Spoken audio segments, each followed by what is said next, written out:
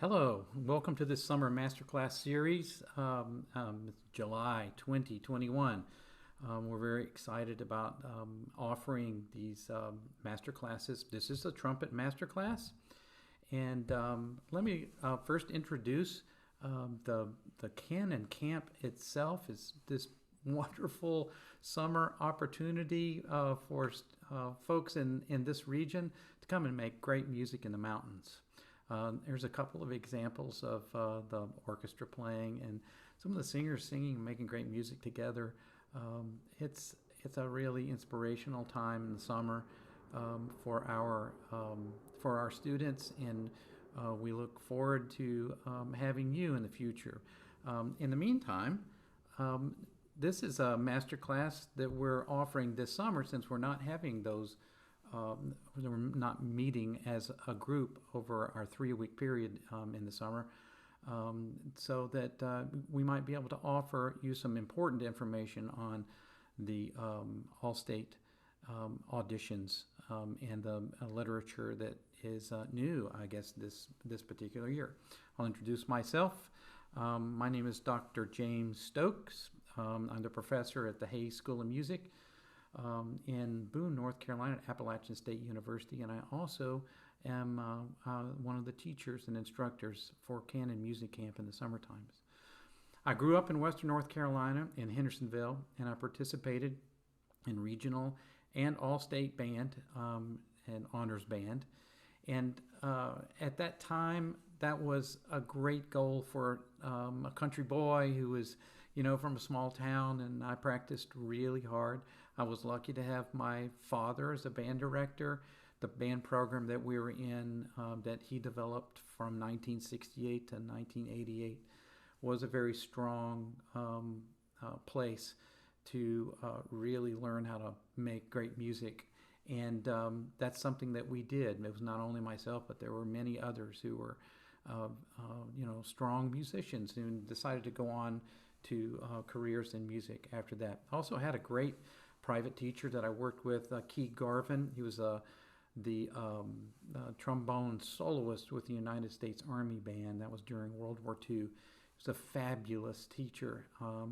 He taught me how to play the trumpet, but the most important thing he gave me and taught me, along with my father's work, and from both of them. But Mr. Garvin, had me once a week. But the most important part that they taught me was how to be a great musician. So from that point on, I realized the value of that and how that relates and that transcends everything that we do, whether you're a trumpet player or you're a conductor or you're a singer. It's all about being a great musician. Okay, and I can say, as you can already tell, my education in North Carolina really prepared me for a career in music. So look around you in your community and look for those places and those opportunities that you can expand your abilities. One of the ways to do that is with your district band, your regional bands, and all-state bands, honors band. All right, now let's get to the master class. The master class is something that offers a unique opportunity to prepare musical and technical approaches to your performances and auditions. It's a master class is presented by a professional musician. That's me in this particular case today. Attending a master class can transform your playing in ways you have not imagined. I've done and participated in master classes from the time I was in high school until recently. I've played for professional musicians. It's incredible what you can learn from another person's point of view, or for them just listening. They catch a lot of stuff that you wouldn't normally catch in your own practice. It's great to have another set of ears, and it's important to have somebody kind of help you with the expected practice, and then to also inspire you to take some chances.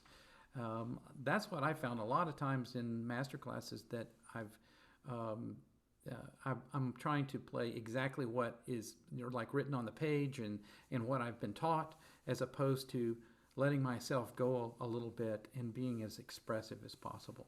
So that's a couple of things that I've learned in master classes before. The way you prepare for a master class is you practice and you listen. a lot.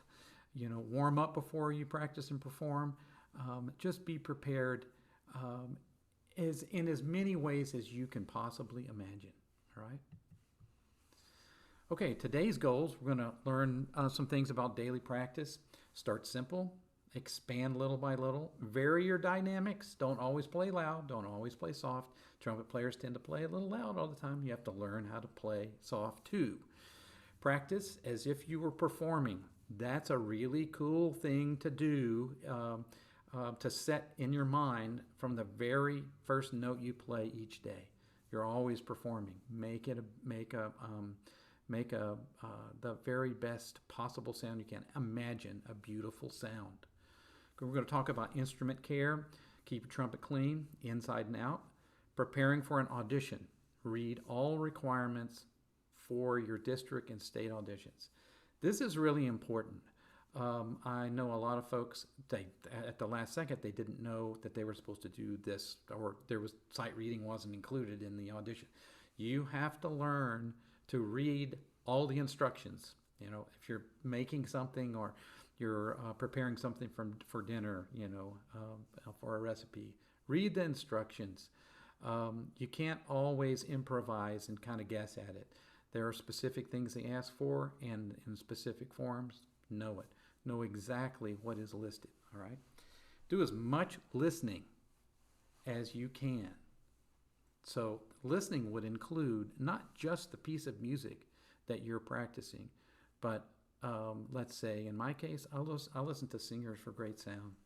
I'll listen to violinists for great sound and also for phrasing.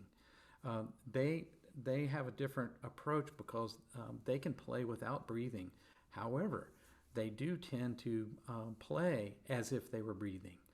All right, and the way they phrase things and the energy they bring to it, you can actually see the way they do that.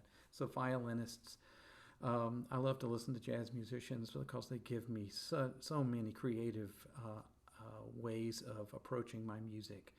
So I would encourage you to listen to as much and listen to as many different things as possible to educate yourself and to create the best performance possible. Listen every day. Find time to do it. Keep your headphones on. In my case, when I was growing up, I spent a lot of time in my basement next to my record player, and I listened to great music. So that was my way of kind of educating myself. I just loved it. I just enjoyed it. Musical preparation. We can talk, this is all musical preparation, but there's one particular thing that I think is missed often. And that is to pay attention to the musical terms and the vocabulary. Musical terms and vocabulary are very important to your performance. Look up every term on your music and apply it to your interpretation of the piece. Well, it not only is what you're going to apply to the piece, but was the composer's intention. They're giving you a real strong hint on how they want the music to sound. At the same time, those words can be slightly interpreted in different ways. So that's when it makes you make the music your own. Okay, let's talk about practicing in the summertime. Let me move this out of the way. Warm up every day. Set up your routine to prepare for what you are going to practice and perform that day. You can practice long tones, scales, intervals, flexibility studies, etudes, songs. The word etude means study. And then sight reading. We're going to talk about that a little bit later, specifically on some of the skills you need for sight reading. When you talk about, some people like long tones, I actually, if you approach it well, if you approach it with a musical point of view, that can be very helpful to you. Take a good breath, make a beautiful sound, you can start in a moderate volume, crescendo, diminuendo, make it musical. Vincent Chikowitz wrote flow studies. You can find those online, and I know that it's published. Look for Vincent Chikowitz and flow studies, and there's not only the exercise of flow studies, but also the etudes that he compiled for study with his students is also now available to you, and with recordings and CDs.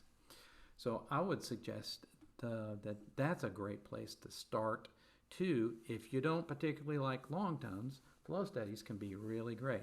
Practice your scales every day. Look at intervals in the Schlossberg book. That's daily drills, I believe. They're all forms of intervals and that you can play through. Some are slurred, some are articulated.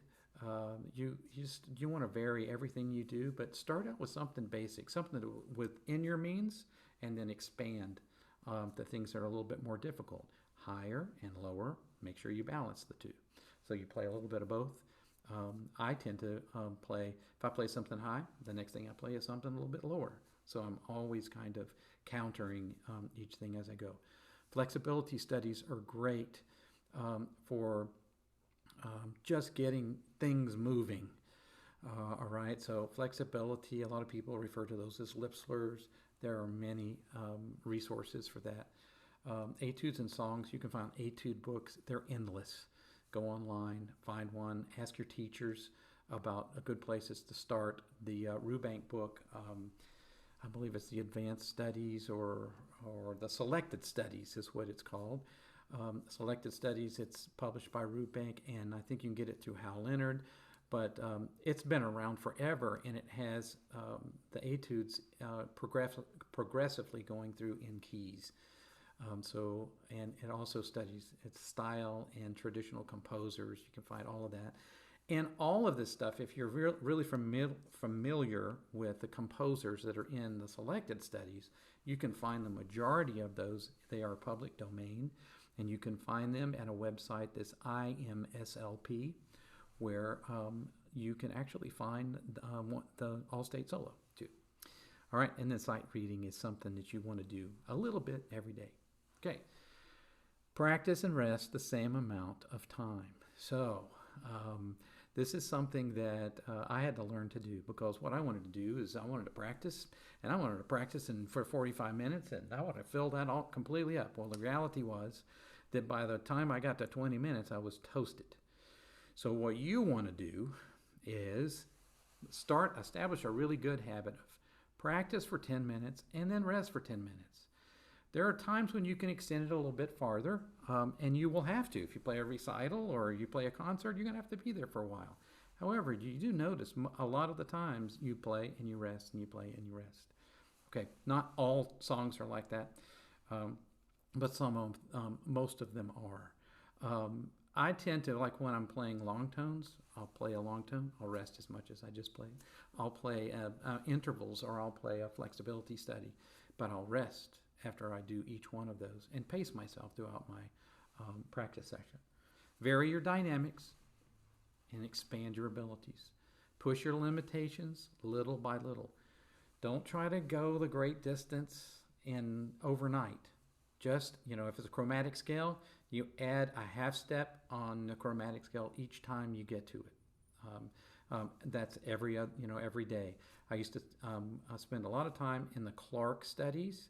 That's the Clark Technical Studies. The very first study is a chromatic study. I usually start on number 13, and then I work my way out. It's an expanding idea. And then I would take that same study and take a chromatic scale on each one of those notes, whether it's on F sharp or whether it's an F or on E. I would take those and I would play them the full octave. And then the next thing I would play, so as I'm going out, I'm expanding half steps each time. If I reach my limit, I do great. You go to the next one. If it doesn't go so well, rest for a second. Then play the same one again. If it goes well, go on to the next one.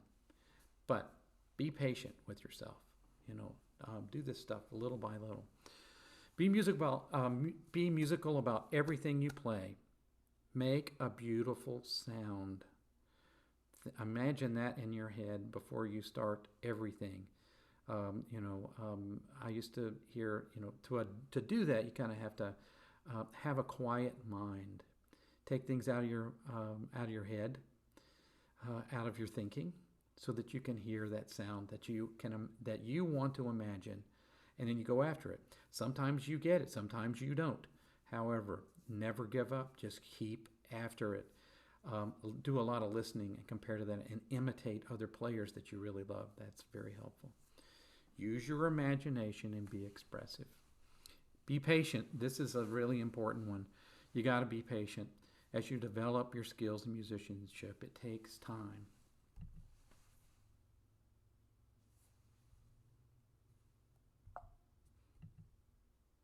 Okay, it's not moving for me. Oh, too far. Let's see. Let's see if I can get this to work right. Okay, today's goals. We'll move ahead. Practicing during the school year. All right.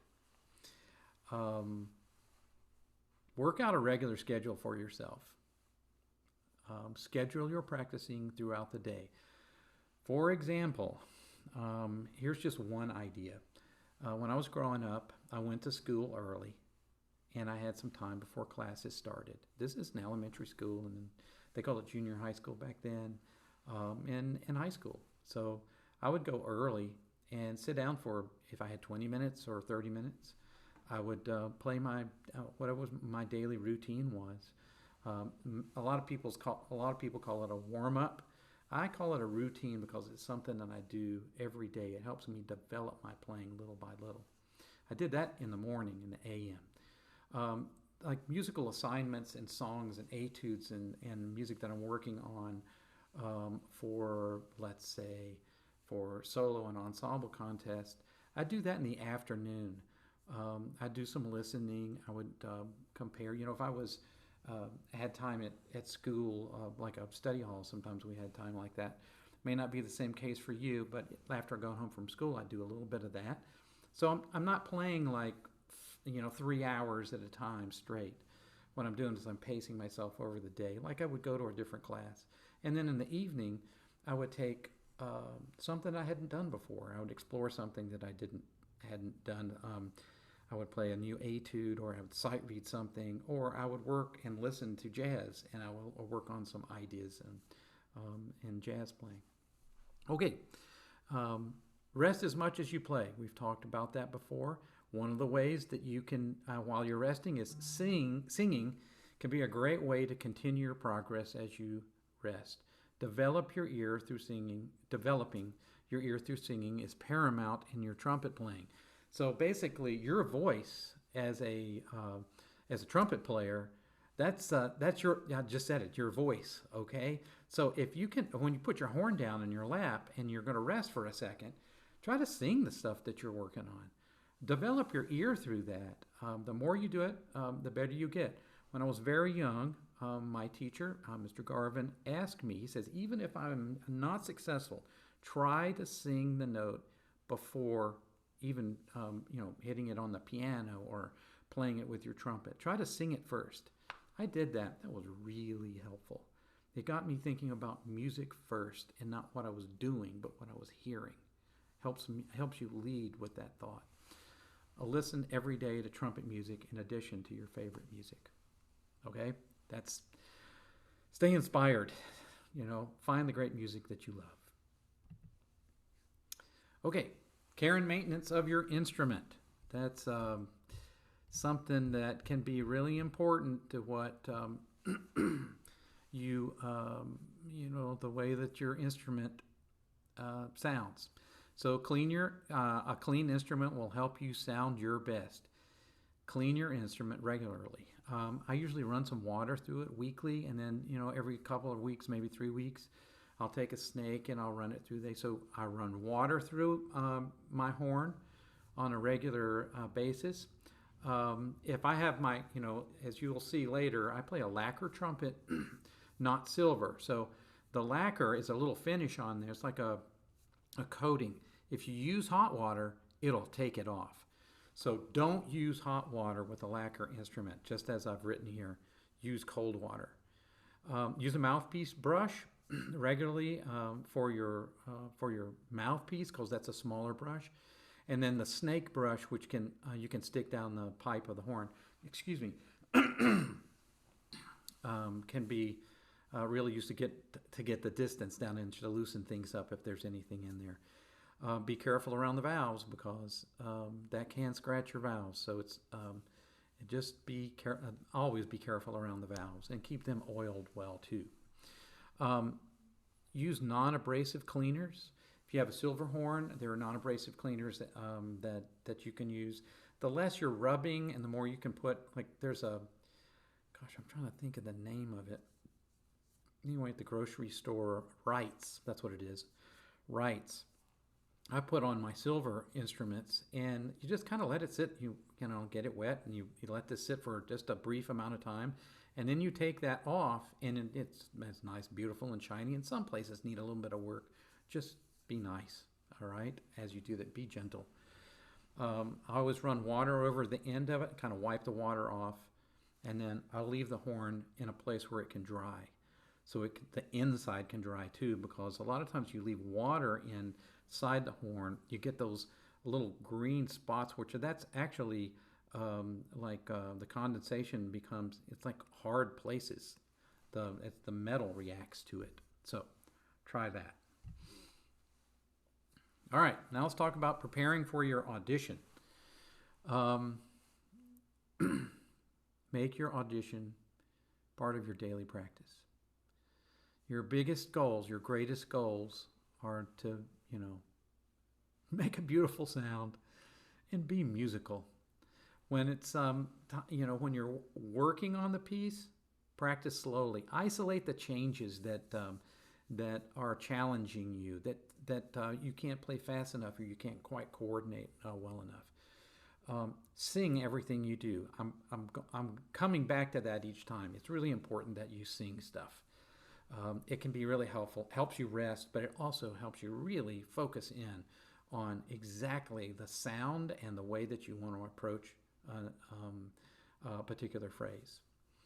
And then I'm always saying prepare, before an audition, you got to take care of yourself. You got to sleep well, you got to eat well, and then you got to practice steady. Not as much as I'll talk about the day before. Don't knock yourself out the day before in practice, or 2 or 3 days. You've done a lot of practicing over time. You should be able to just kind of brush things up in the last couple of days and then go do your audition. On the day of the audition, warm up to sound your best. Just get to the point where you can play everything that you need to play, and then set yourself up for success.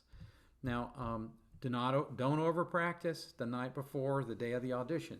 Just do a little bit. That kind of goes back to warm up to sound your best. I mean, that's the overall umbrella of this, is just do what you need to do.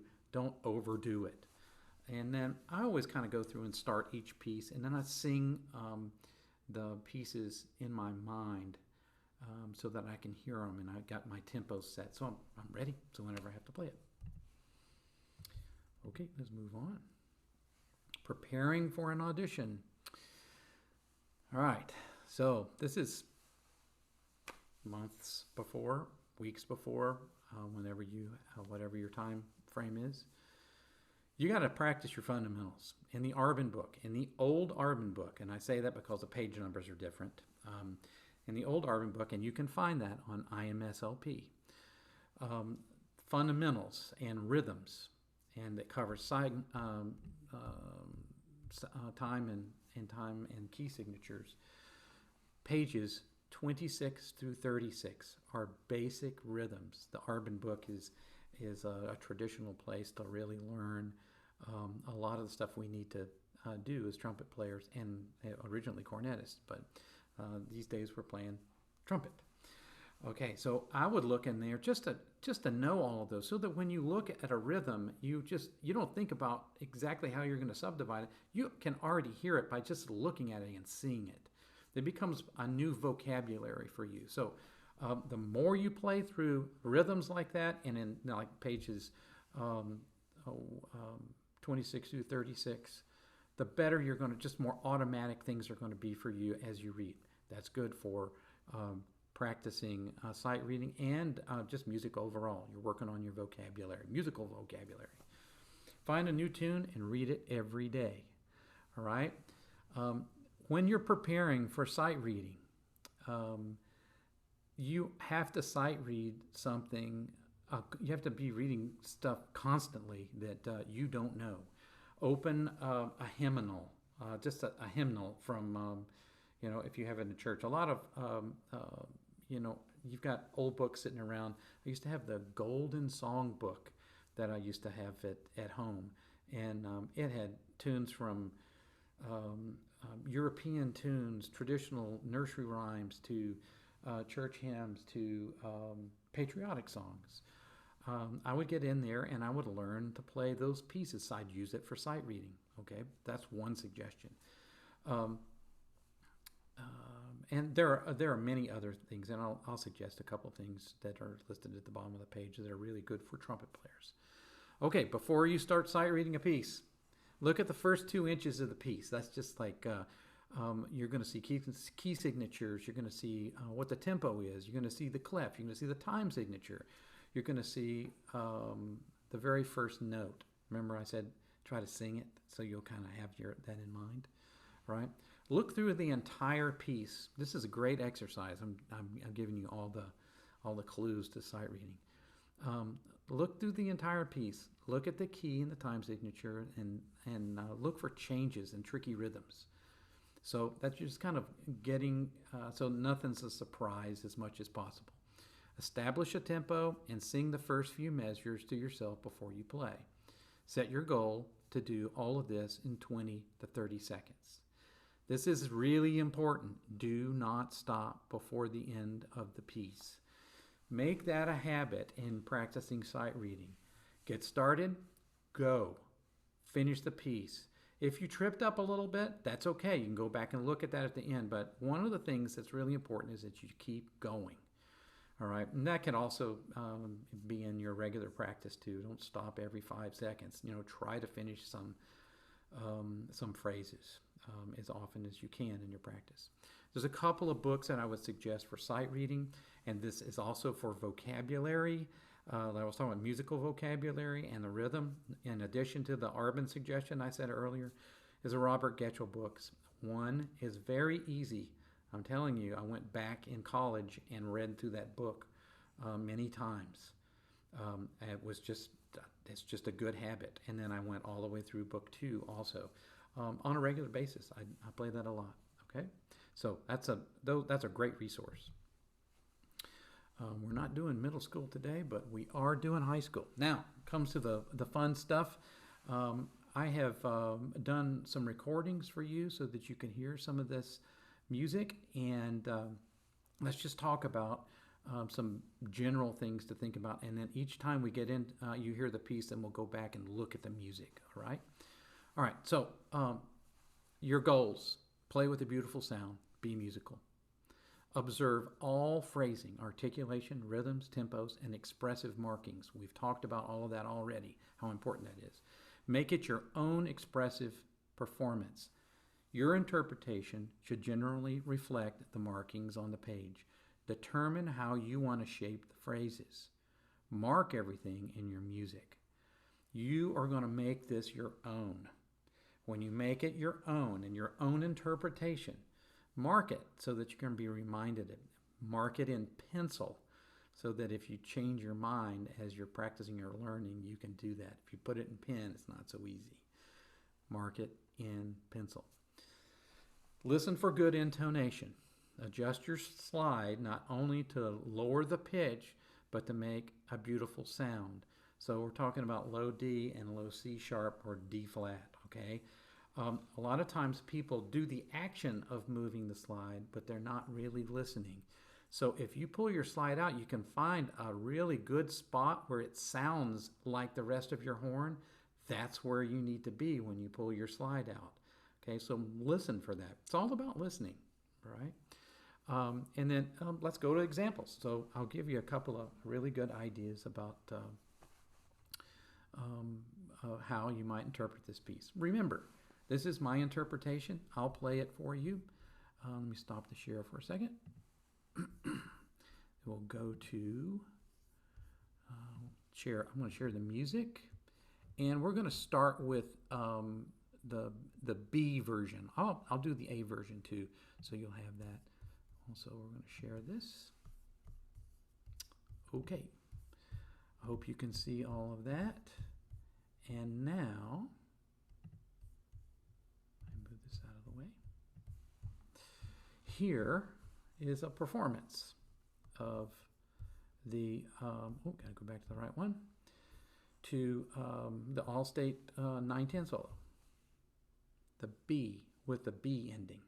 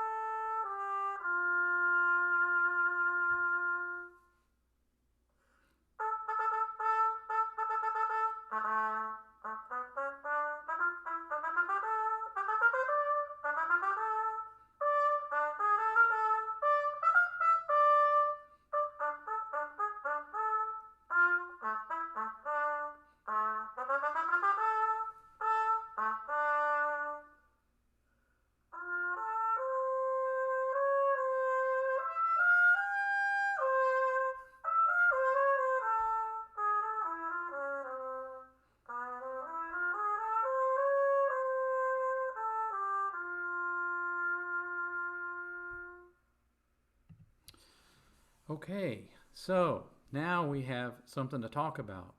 Let's look just for a second. You see the musical terms, andante cantabile. That means in kind of a walking tempo. It is very specific about quarter note equals 80.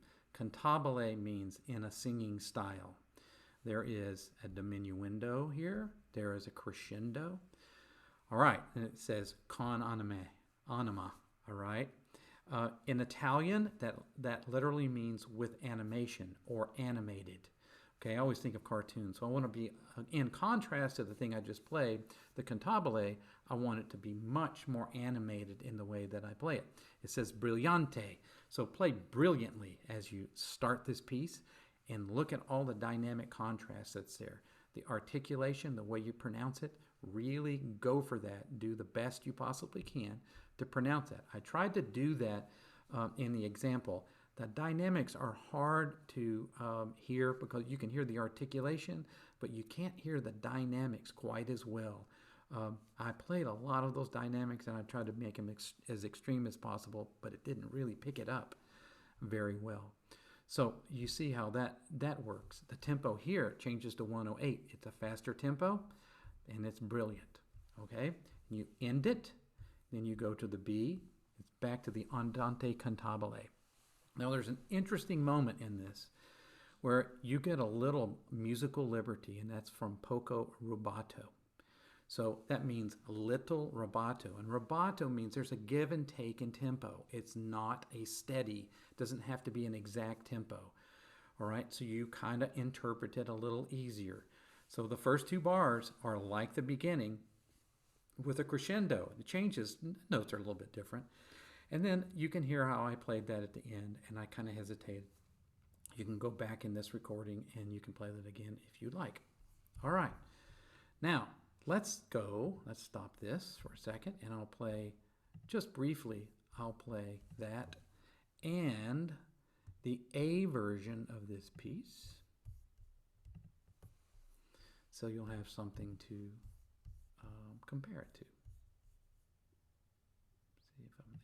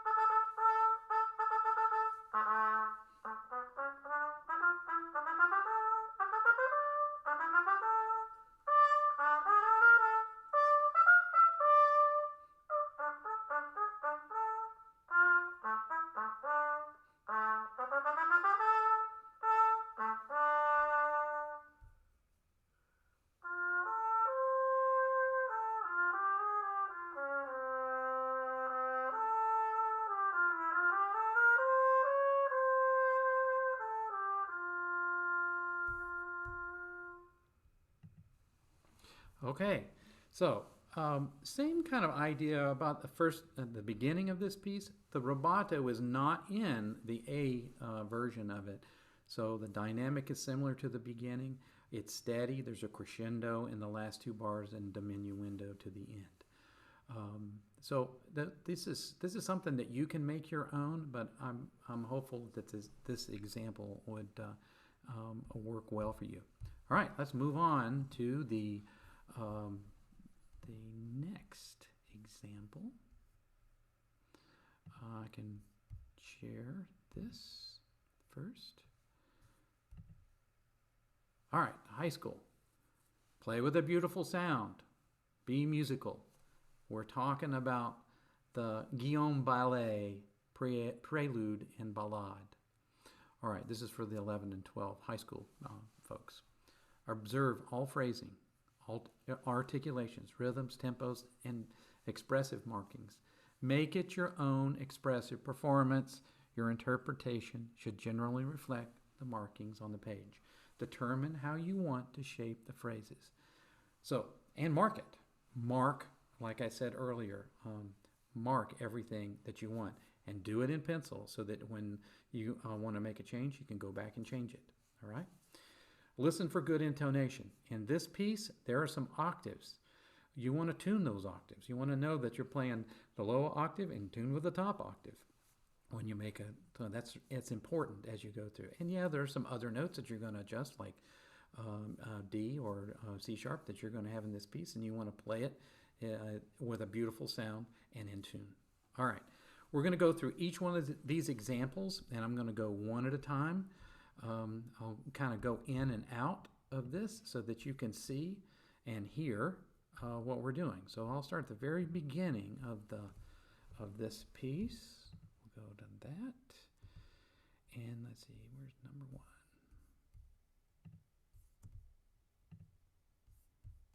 Okay, let me get over to that piece. All right, this is a beautiful piece. I love this piece. It's something that you can find. It's public domain. It's on IMSLP too. So let me see. Where am I? It is over here. Hang on a second. All right, here we go. Here is the first phrase.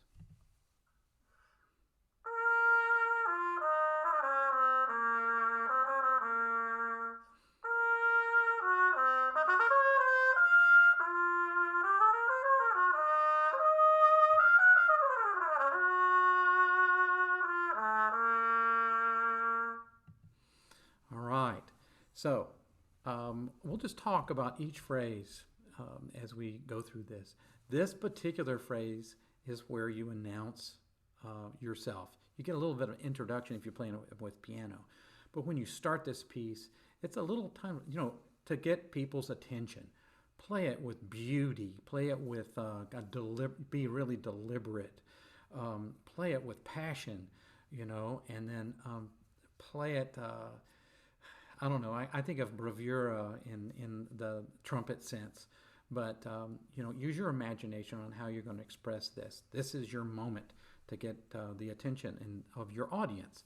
It could be a judge. It can be a large audience. Okay, so that's the way you approach the beginning of that. Let's stop this again. We'll go to the next one. Let's find number 2.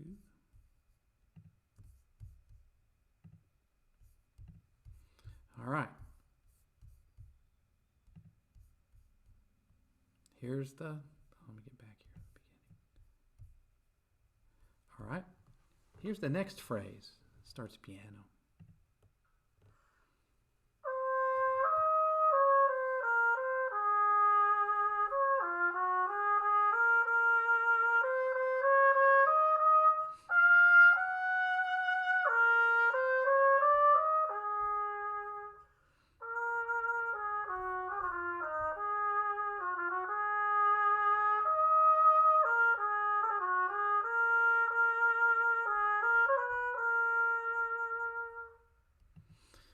Okay, let's talk about this for a moment.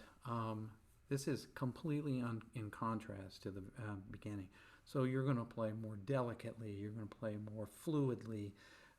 You're going to play with, you can see the dynamics are a little bit different. And they vary more. It's not just full, at the beginning.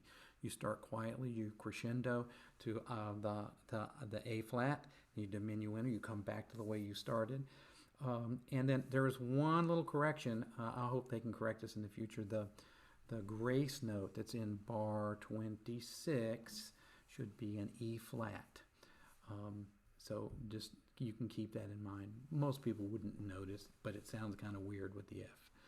All right, let's look at the next section. I have to go out and come back in.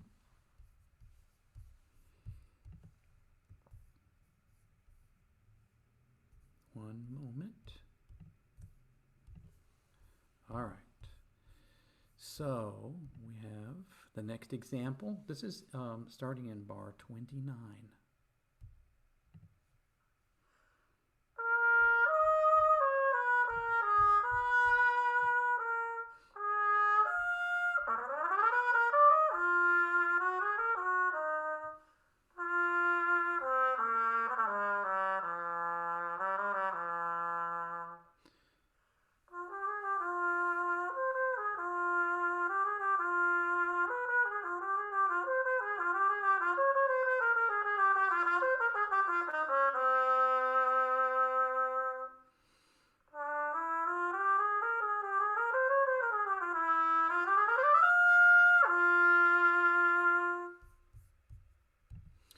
Okay, now there's a lot in this little section, so let's just talk briefly for a second. It says expressive, expressive, all right? That means expressive, all right? You've got a lot of notes to put sometimes in one little beat.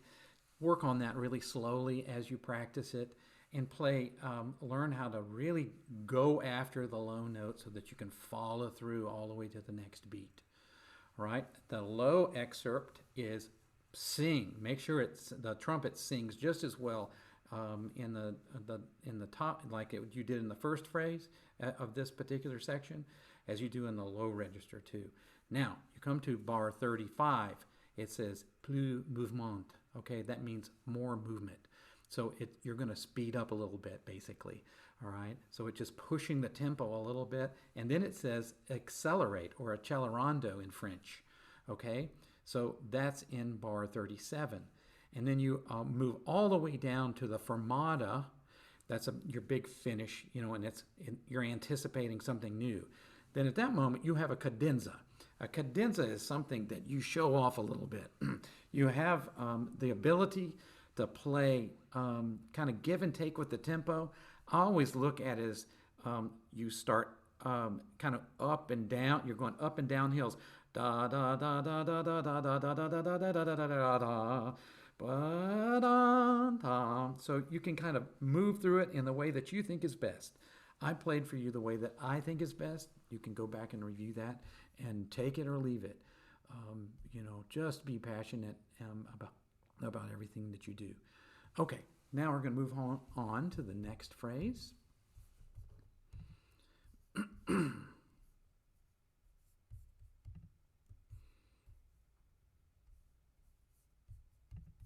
We're getting there. Okay, so let me find that. Where is number 4? Here we go. You ready? Here's the next phrase.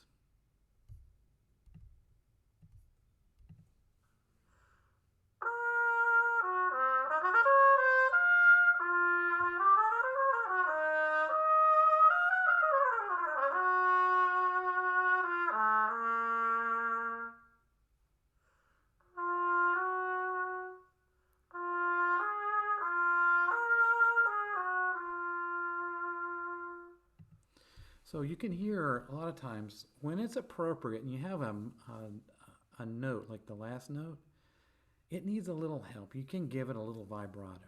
All right. Now look at the very beginning of this. The second note is yet another misprint. So you want to play that just like the beginning. It says an A flat. Da, da, da, da, da, da, da, da, da. Sorry about my bad singing. So that's just something. So play it A flat. It's going to be good. All the rest of the piece, I don't think there's any more mistakes in it. All right, and then it's like you're coming back to the beginning. It's like a reoccurring melody. It kind of ties the piece together. Okay, and then at the end, play as beautifully as you can on each one of those phrases until you get to the very last one. You know, you see how I kind of, it's a piece of it. Da dum, da dee, da dee, da da dum. So that's kind of the way you're telling this story at that section. So that ends that particular section, and you go on to the last section, which is a little bit more technical. it's you have to pay attention to articulation in this next section. Let's see, I just played, I think it's 5.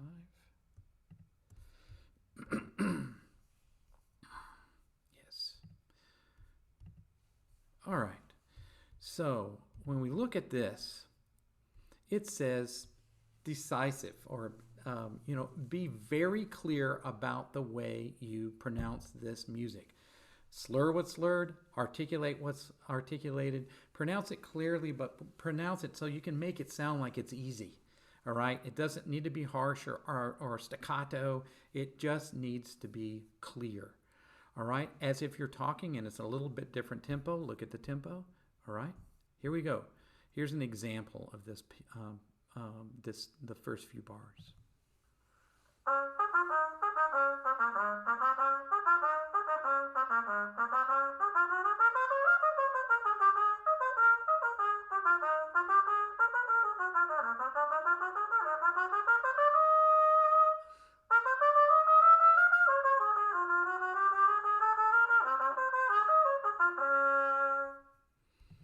All right, so it's very straight ahead, all right? The rhythm is clear. You want it to sound the same throughout. You want to match the articulations. You slur what's slurred. You play a little crescendo.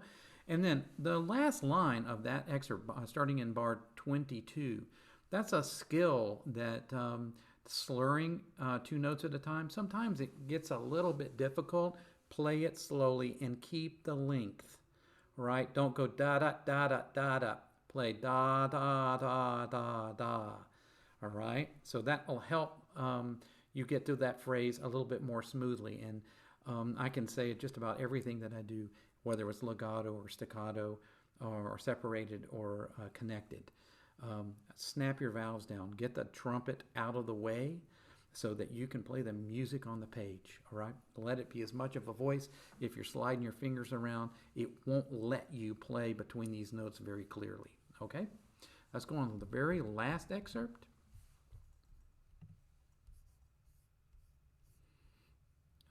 Let's see here. Looking for the last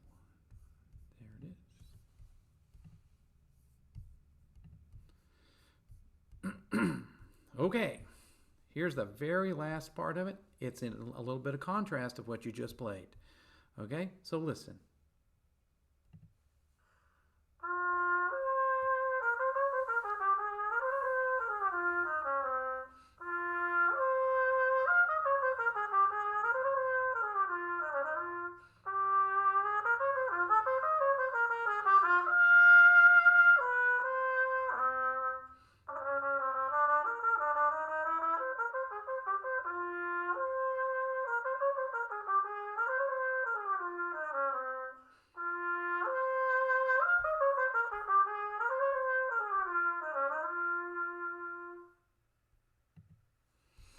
Okay, so in this, same thing. Pay attention to what the composer has written in phrasing. Mark where you're going to breathe. For example, at the end of the first 4 bars, you can take a breath. If you can play 8 bars in a row, go for it. But make sure you have enough breath to hold that fermata out and keep going towards the end. So you have to figure that out for yourself, what works best for you. So, and then some people might put a little bit of retard in bar 48, all right? I would say, and this is something I've thought about a lot, in years past, even when I was in high school, I was coached. Stay as close to what's written on the page. You can add subtle things a little at time, but sometimes, like at the end of the piece or something that it feels like it's left out. However, if you're playing for a judge, they're judging you against other folks, so you may want to keep, like in bar 48, you may want to keep the tempo going as opposed to hold back. If I were playing in a performance and I'm not being judged, but I wanted to do things the way that I want to do them, I would probably put a retard there. However, when you're playing an audition, you got to play basically what's written on the page. All right. I hope that this has been helpful to you in preparing these pieces. You can always reach me at the Appalachian website.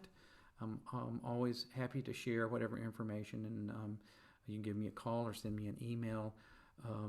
We always enjoy hearing from folks who want to be better musicians. I want to say thank you from myself, but also from Canaan Music Camp, and I hope if you can see this photo of the beautiful place where we get to study music, I hope that you get an opportunity to come up here and do the same in the future.